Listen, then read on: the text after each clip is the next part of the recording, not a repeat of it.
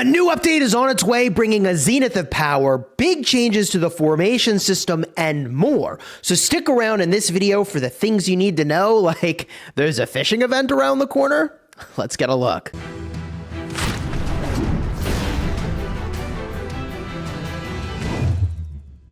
Hello my friends and welcome back. I'm Chisgule Gaming, and today's video is sponsored by the makers of Rise of Kingdoms. And I gave feedback about the inscription and armament system in the past when I was invited to a special meeting with a small group of players to give feedback on how that system works. And finally, some of the things that they talked about in that meeting that you know about if you're subscribed to the channel are coming to fruition. And if you're not subscribed to the channel, consider smashing that subscribe button so you don't miss out on important updates and information well before these things actually end up in game. So let's get a look here at this update, Surging Spring. First and foremost, we've got some spring events, which includes Fisherman's Fortune. Break out your tackle box for wonderful rewards. They await you among the waves. So I think this is a fishing event, or it's just like a regular event that we've seen, and it's called Fisherman's Fortune. Honestly, the more I think about it, the more I actually think this might just be something named Fisherman's Fortune and not fishing. I don't know. We'll see. Come into the garden. Collect trowels to tend to your garden. That's like little shovels. Earn lots of rewards, including bait for the Fisherman's Fortune event. Maybe you actually do go fishing, but maybe you don't. I'm like, it could just be a main currency and secondary currency, is what I'm trying to say, like we have for events today. Barbarian incursions, complete incursions to recover the Commerce Council's cargo. Soroli Assault, which we've seen, and a Zenith of Power. Let me make a few predictions on the city theme. One could be a 15% siege unit city theme. I mean, look, why not? We have, ranged commanders. It's a thing. Why wouldn't they release a siege option here? If they're serious about it, then they move all in, and I think they will do that. So that's option number one. Option number two would be an 8% health city theme. We have an 8% defense city theme, and I have that city theme. It's very good for open fielding, but they could add an 8% health city theme for all troop types. That would not surprise me if that's the direction they go. So we'll see what that Zenith of Power theme looks like pretty soon. In Search of Wonders, this is the armament-related spending event. Unearth valuable armaments to pave your path to greatness. You can save up some amount of gems for this event as well in the past, so worth saving some gems. I've covered this a number of times on the channel, and we'll talk way more in depth about armaments very soon. But this is something that you could save up for if you wanted, and there will be more reason to have armaments soon. We've added new formations to choose from and adjusted the number of times you can take part in the event. I wonder if the number of times has gone up. I would assume that it has not gone down, but we'll see. In Search of Wonders is only open to kingdoms that are in Season 3 of the Season of Conquest, or the Season of Conquest at the start of the event. The race against time is smashing as many barbarians as you can, and we'll have an event calendar update with some of these soon, but only in kingdoms that have existed for 21 plus days will you see all of these events that are coming up. This brings us to the big thing, formation and armament improvements. New formations and inscriptions. They're adding the testudo and circle formations. Now, the last time I spoke with the developers about this, they revealed that the testudo formation was a shielding and healing based formation. I don't know if that's still the case, because to me that felt like it had some critical overlap with Hollow Square, and we still don't really have a lot of healing based commanders where this would be particularly relevant. So I'm not totally sure what that ultimately is or where it's going. I'm very eager to see. And then also the circle formation. Now, I don't know what this is, but let me just take a guess here. And I could be wrong. But look, something I was predicting on stream the other day is that we don't really have a formation for defending your city. So for example, like you have all troop types in your city, right? And you either, on your armament, get infantry, archer, or cavalry stats. Well, what if, for a certain formation, you got, attack for all troops, or defense for all troops, or health for all troops, and it was a smaller value? I'm just pointing out that they've said that they're looking for gaps in what the game provides for strategic options, and they want to fill those gaps. And they specifically want to look at commanders and like determine, hey, what do those commanders do? But if we look even more simply at what circle formation could be, I mean, could we look at circle area of effect damage? Is that like too simple of a conclusion to draw? We are getting Lapu Lapu, which I covered on the channel, a city garrison commander with circle AoE damage, I assume. So I don't know. We'll see what those look like. I will, of course, cover that as soon as it's available. They're also adding rare inscriptions. Now, when I was in this special meeting with the developers, as you may recall from the live stream that we had together where you and I talked about this, chat, the rare inscriptions are intended to bridge the power gap between a common inscription and a legendary inscription. And when they were describing what they intended the power level to be, a common inscription, I believe they described as like a 3 out of 15 on the power scale, whereas they said a legendary inscription was that big 15 high power. And they want the rare inscriptions to be in the range of like a 6 to 7 on that 1 to 15 scale of power level. So the rare inscriptions are, I believe, intended to be twice as strong as your common inscriptions. They said you will be able to find armaments with rare inscriptions and armaments for the new formations in the formation choice chests and random armament crates. They will only be included in chests obtained from Crusader achievements, armament shops, bundles, and events that open after the update, as well as ongoing newly open Lucerne scrolls. So basically, it's things that you get, I think, after the update that will have the new formations available. And armaments with rare inscriptions and armaments for the 2 new formations have been added to the reward list for traveling, dispatches, and other features in the game. They also are giving a guaranteed rare inscription. So this is a pity system.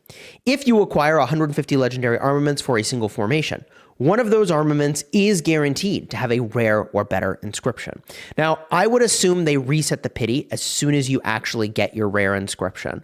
So I think that 150 is like, if you get really wrecked, it is a backstop for just how bad you can do. That's the way it works in Call of Dragons when you're doing the lucky spins. There's a pity system for getting the 8, I guess it's the 10 spot in Call of Dragons. This is the equivalent of pulling commanders. It's made by the same family of companies. The reason I'm telling you this is that when you get to the special reward, which is the 10 spot, it resets the pity. I think this will be the same way. I think it's going to reset the pity, but we'll see exactly how it works. But what I also really like is that they have recorded how many legendary armaments each governor has acquired in the past. We will be later compensating governors with rare inscription armament chests via mail. Now, this is really cool. And the reason this is cool is that I think it is very, very, very, very, very critical in a game that involves collection that you honor the collections that players have. And so when you release a new feature that potentially sunsets player investments, I think it's very important to honor those player investments so they continue to trust that like, oh, I can invest into my collection in this game because that collection is going to be respected by the developers. And so I think this is a really cool move because if you look at your armaments you have today, any armament you have that has a common inscription, you'd rather have a rare inscription. And so however much money you spent pulling for those crates, you got some number of common inscriptions and double inscriptions where like you still can't make an armament that has a common plus a rare inscription. Right? You still have to pull for that. So giving players some number of rare inscriptions based on the number of legendary armaments they've gotten is a head nod to saying like, hey, we appreciate that we've changed the nature of how these work now. And to accommodate that, we're giving you an amount of value we think is somewhat commensurate with what you kind of would have gotten, right? So, let's see here. If you acquire 150 legendary armaments for a single formation, one of those armaments is guaranteed to have a rare or better inscription. But this is a separate idea, I think, that they've recorded how many legendary armaments each governor has acquired and will later be compensating governors. So I don't know how many rare inscription armament chests you would expect to get. I don't know if it's 1 for every 150, and that's why these are in the same paragraph, or honestly, if they have a different ratio in mind. But what the developers revealed when they were talking to that small group of players to get feedback about this system, that meeting that I was in, that I live streamed the results of that meeting, they said that when thinking about the probability and the chances of getting the rare inscriptions, what they had in mind at the time is that on a scale of 1 to 100, if getting a legendary inscription is a 1 in 100, they were going to not make it any more rare to get a legendary when they add in these rare inscriptions. What they were going to do is make it so that, today it's like you would get 99 common inscriptions and 1 legendary on that 1 to 100 scale. In the new view of the world, what they were thinking about doing is 1 legendary, 9 rares, and 90 commons. So basically carving off the commons, and some number of those will be rare now, which I think is great. So that gives you a sense of what the sort of odds might be to be getting a rare or better inscription, which is why if you go to 150, you're really like, it feels pretty unlikely that would happen.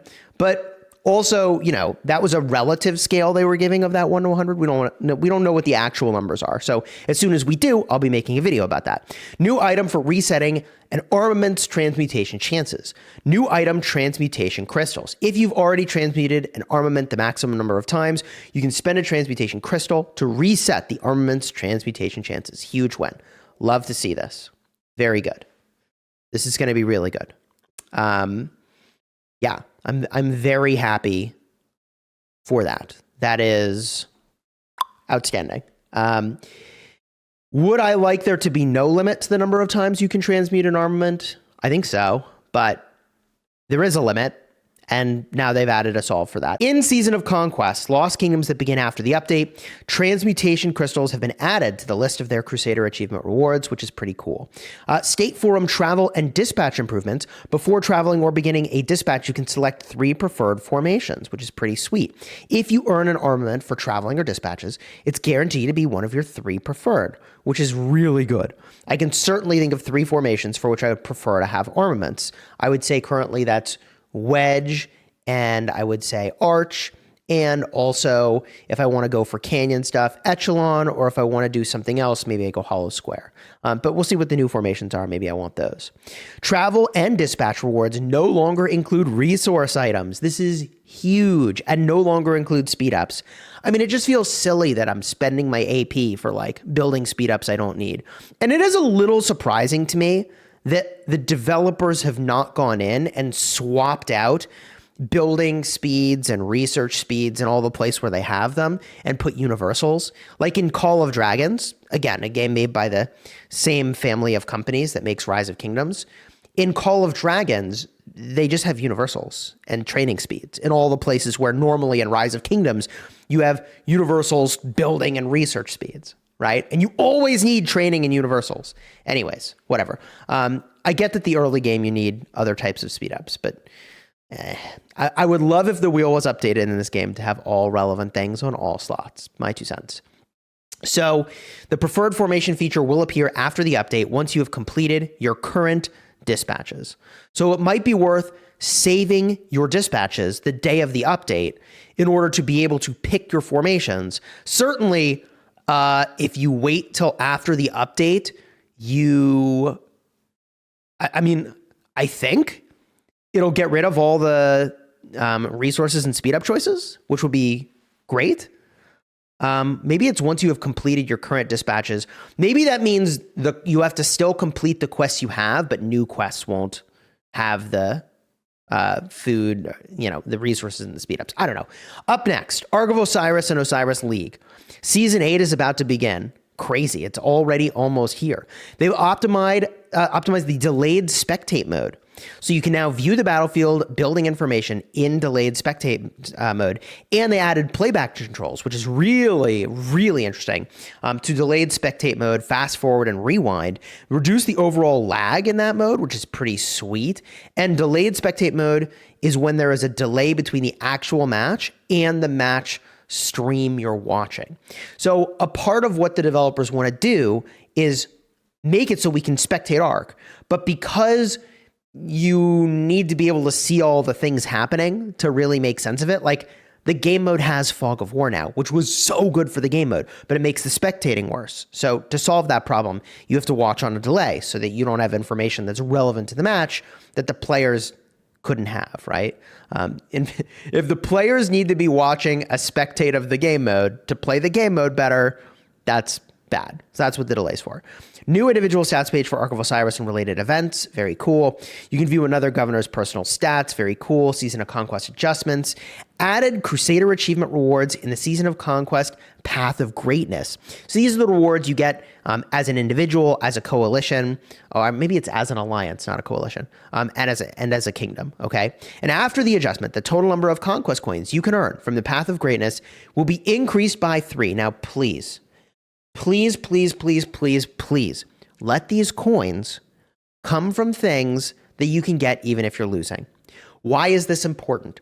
If the game emphasizes winning, then players will take less exciting KVK situations to guarantee they win, because a lot of players value the collection over the experience of actually playing the game. It just is the truth.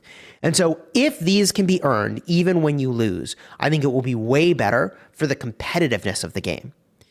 Increase the purchase limit of blueprints in the Season of Conquest shop. You can now purchase 2 of each blueprint per season. I think that is good. I'm excited for that. There's a lot I want to do with iconic stuff. And I think if you are a big spender, you certainly want to be saving up your currency that you use to get accessories, because you've got to rush those. They've also added a new legendary quality engineering accessory blueprint to the Season of Conquest combat shop. You can visit the blacksmith to learn more about this new accessory. So this was only taking place for Lost Kingdoms that start after 3.5 at 0 UTC. They've also updated the Peerless Scholar. Now, I have not done the quiz events in forever, but it sounds like they're going to have mock exams, which are like a practice, and completing mock exams gives you the ability to get flashes of insight to remove wrong answers from test questions. So if you're into the Peerless Scholar, even more opportunity, I think, for you to go and get some gems and enjoy that event. I've never been a trivia guy, so not really my thing. Commander story improvements. Added commander stories for some number of commanders here, Zuge, Ishida, and Isong. Commanders will no longer stand near hospitals or training buildings while waiting to speak with you. Bro, this is great. I'm glad the developers are looking at things that are like low-key annoying, but not critical. Like, it's just very annoying when you're trying to access your hospital and the dude is walking around on top of it and you're like, I need to heal, I'm fighting, it's urgent. And the guy's like, let me tell you my life story that's totally irrelevant to you right now. I'm like, no, that's not what I want. Anyways, I think it's great that they've solved that. Lovely. Added an option to exit conversations you've already seen before, allowing you to claim rewards for the conversation directly. So good. Right now, you have to do the same conversations over and over and over. A skip option's great. Like, honestly, just let me tap the commander in my city. Tap them once, collect the reward. Just like I'm collecting from a resource node, right? Or a production building. That's what I mean, right? Because here's the thing. If I've done the conversation once, right? Sure, give me the option to see it again, but I'm probably never going to want to read it again. So yeah, if I could actually just tap them on their head or whatever, claim the goodies, like that's what I would be doing. Alliance past and block list improvements. Added new application queue for pass listed governors. Okay, if your alliance is currently full, the applications from pass listed governors will be added to a special queue. If a space opens up in your alliance, governors in the pass list application queue will be automatically added in the order of their application. Also, new governor search feature to the block list. Your alliance leader and counselor can now use the block list page to search for governors by nickname or ID and add them directly to your block list. Very cool. Silk Road is getting improved. They reduced the AP for picking up the drops. I don't even pick up the drops because I don't think they've ever really been worth it, maybe. So it's dropping from 100 to 80. And after your kingdom has entered the Season of Conquest, you have a chance to find sovereign keys when picking up the drop supplies. So actually, the drop supplies will now have a good reward potential. Optimize the visuals of certain effects and improve the overall visual quality. Love to see it for the PC version. Optimize the jump to city bubble. Yeah, I never use this. This is the little icon that's like, hey, did you know your city is like all the way over here? I literally, in my 5 years playing the game, have never been like, wow, which direction is my city? Like on PC, I just hit spacebar, but also on a mobile version, you have a little button in the bottom left and you can just push the button. It'll take you into your city and you can push it again and then you're outside your city. So all that this little icon has done for me is just get in the way when I'm trying to do something, funny enough. So they are addressing that, which I think is really, really great. Move the bubble closer to the edge of the screen to reduce the chance of accidentally pressing. I have never intentionally pressed that button, ever. I'm sure some people do, but I never have. Added a new option in the settings to hide the bubble. Yeah, I'm just going to hide it. I never needed it, and I'm just going to get rid of it. Optimize the minimap display in all game modes. Cool. When selecting a kingdom from the kingdom overview, you can now see your current immigration cooldown. Cool. Kills have been changed to kill points on the special immigration approval page. I'm honestly surprised that they've not changed this to like combat points. So I know that we're used to calling them kills, and like there's a difference between troops that are killed and versus wounded. But a lot of games have moved away from like language that is actually kind of violent in nature. And that's actually, I mean, the only reason I know about this is because, you know, games are doing this to be more stream friendly and YouTube friendly. Honestly, that's like what they're doing is they are avoiding these words that, you know, when you actually think about what the word means, it's kind of harsh. But in a game context, we use these words kind of casually. But I'm actually kind of surprised that we're not moving in the direction instead of kills to call it just combat points. That's the update, folks. What do I think about this? If you are interested in spending on armaments, which if you rally your garrison, like you need to be doing that, then I would say you might, oh my God, triple siege. Of course it is. You might want to save until the new update lands. With that said, they're going to give us some number of rare inscriptions based on what we've collected so far. So like, I mean, I obviously need to clean some of these out and do some recycling, but it'll be interesting to see what the quantity of rewards is based on how many legendary inscriptions you've pulled. Also, I will point out that you should probably save your transmutation stones, because if you have armaments with double inscriptions or whatever, you might want to re-roll on those again. That said, we know that rare inscriptions are going to show up, and rare inscriptions are probably going to be pretty good. Also, if you have the opportunity to hold off on exchanging your currency in the shop, I would consider doing that as well.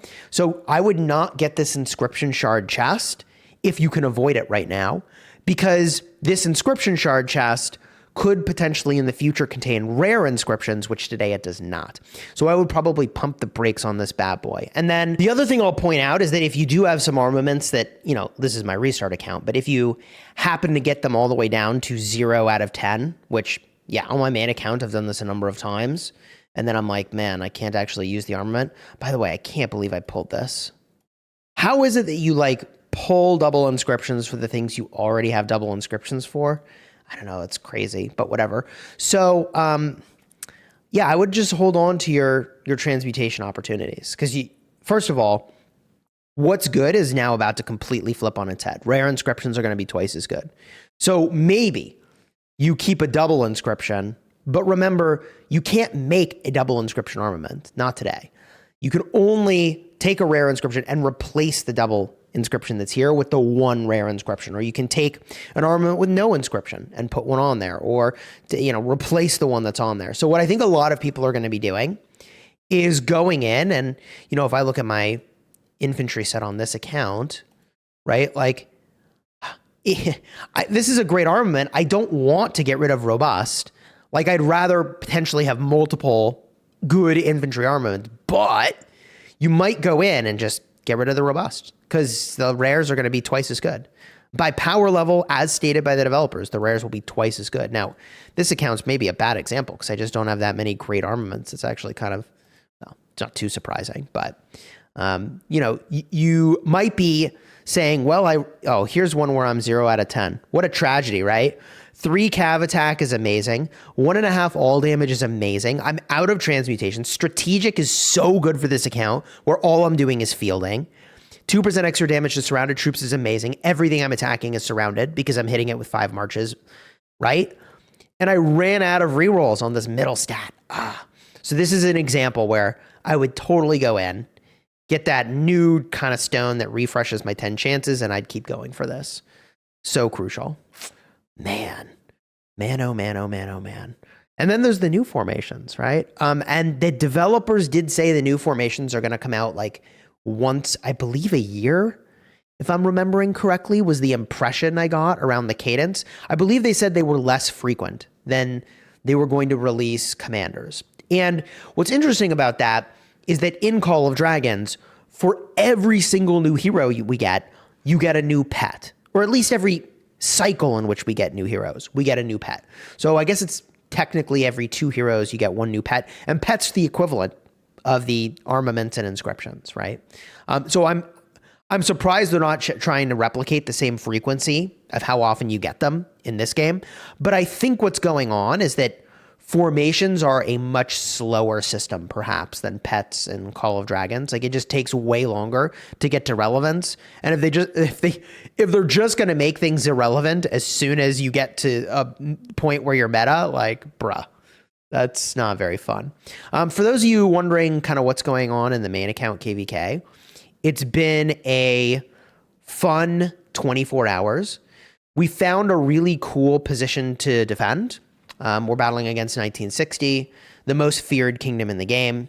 And, you know, I don't know which kingdom is the strongest in the game, but I can tell you certainly they are the most feared kingdom in the game. I mean, there's literally no other kingdom I've heard of where players in Imperium kingdoms have come to me and said, I hope we never go and queue against these guys ever again. They are the most avoided and feared kingdom for sure. But anyways, we had this insane position around here, and they unfortunately broke through it because, like, we can only put flags to defend some parts of this situation. But man, we were holding so well. We were getting some pretty good trades. We even had like the most insane block of territory here I think I've ever seen created. It was like, it was fun to hold. And now we're pushed back to over here. So pretty soon they'll be on our doorstep over here. We hold this position. And at the end of the day, like, if they push us out of the zone before Kingsland, that's fine. Guys, when they're fighting 1093, like, we can come back in. You think they're going to fight us in 1093 at the same time? Right? No chance. They're just going to try to stall us over here. The reason they're pushing this territory is specifically to make it so that they just have more time. I assume. I don't know what I'm talking about. Maybe. Dude, I have no clue what 1960 is doing these days. But there's one thing I can tell you for sure, based off of the fact that they came into the zone to fight us, instead of focusing on going into the zone with 1093, which is that they are playing the KVK to win. Like, whatever they might have said about wanting a 1v1 versus 1093, they do not want that as much as they want winning. Seriously. If they wanted their 1093 1v1, they would have come into this zone, and they could have had it. They literally could have done it here. Now, it's not perfect because the G4s were in here, and it would have been a fight for control over the zone also with the G4s. But if they wanted to fight in here and be completely unharassed by us, they could have given us this zone and gone in through here. 100%. That's a thing they could have done. Now, I'm not saying that's strategic for them. I'm not saying it's the right thing for them to do. What they're doing, I think, in their eyes, is maximizing their chances to actually hold the Zig at the end of KVK. And that was to gain control of this zone. Now, what happens next is that I believe it's the 24th. We're going to see this level 7 pass open. And the level 7 pass is going to connect 1093 to 1960. So that's going to be the first contact for the two of them. And look, the reality is that 1960 is quite softened up from where they were. I mean, people will pretend like that they aren't, but they are. They 100% are. They're billions of power lower than they were. And, that includes some amount of retraining that presumably they're doing.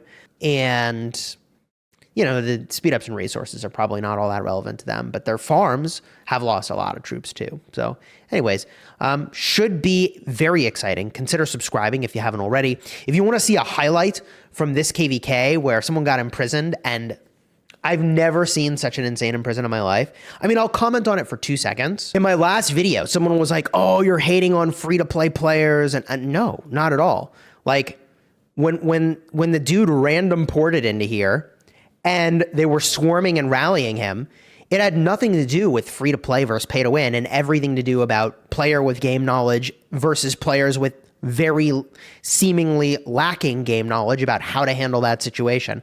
And, I responded to one comment where they were accusing me of free-to-play hating. And I was like, let me give you a list of things that they could have done differently to have done better against the imprisoned. It was right over here. These guys were imprisoning and rallying and swarming. And I explained that, like, they could have been buffing their rally. They could have been one troop debuffing the AoE of the city. They could have rallied with different tags so that people wouldn't get hit by the AoE of the city. People who were standing around the city should have known better to not stand around the city because it could have had AoE. People should have known that if they're swarming, that when the city burns, if they were circling but not yet attacking, they would start immediately attacking and they'd be hitting a full health 90+ million power city, which is bad. People should have known not to swarm the city toward the end. They didn't need to do that. There are literally like a dozen plus things that could have been done. The rally combo they used could have been better. There are a dozen plus things they could have done to elevate their result that have absolutely nothing to do with free-to-play and pay-to-win. The combos they were using for the rallies, but also the swarming, could have been better. Like, and I'm not trying to be rude. I'm just pointing out that there was a game knowledge lack that was not like a free-to-play versus pay-to-win thing. Although that player is a pay-to-win player, so like, is what it is. But if you want to see that crazy in prison, card in the end screen. And alternatively, if what you're looking for is that very detailed breakdown of what the developers are thinking for inscriptions and armaments and the things that are about to come into the game, I live streamed that several months ago. I'll have a card in the end screen for that as well. You probably want to check out that stream. Until next time, you have fun smashing the kingdom.